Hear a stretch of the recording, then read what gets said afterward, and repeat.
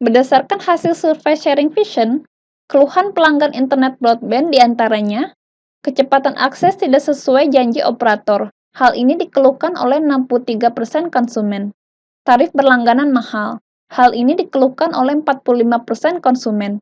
Tagihan tidak transparan. Hal ini dikeluhkan oleh 44% konsumen. Dan customer service tidak tanggap. Hal ini dikeluhkan oleh 34% konsumen. Berdasarkan hasil survei Sharing Vision, tingkat kepuasan perusahaan terhadap layanan telekomunikasi masih rendah. Dapat dilihat pada grafik bahwa untuk seluruh layanan komunikasi perusahaan yang ada, sebagian besar responden menilai biasa saja. Layanan yang dinilai paling memuaskan adalah layanan branch-to-branch IP VPN dan instant messaging.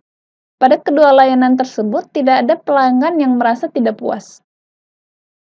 Berikut adalah grafik yang menunjukkan tingkat kepuasan pelanggan terhadap layanan banking, yaitu layanan kartu kredit, kartu debit, e-banking, dan m-banking.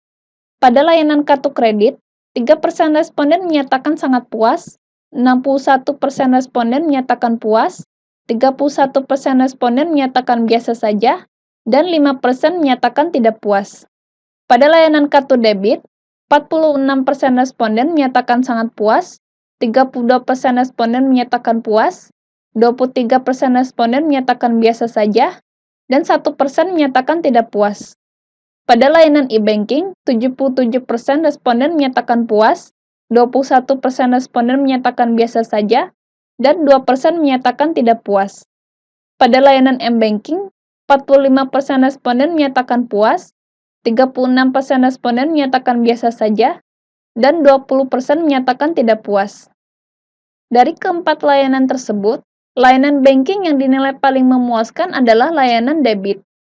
Layanan tersebut memiliki persentase sangat puas paling besar jika dibandingkan layanan lainnya, dan persentase tidak puas yang paling kecil jika dibandingkan dengan layanan lainnya. Berikut adalah grafik yang menunjukkan call success ratio di Indonesia. NPS sebesar 99,53%,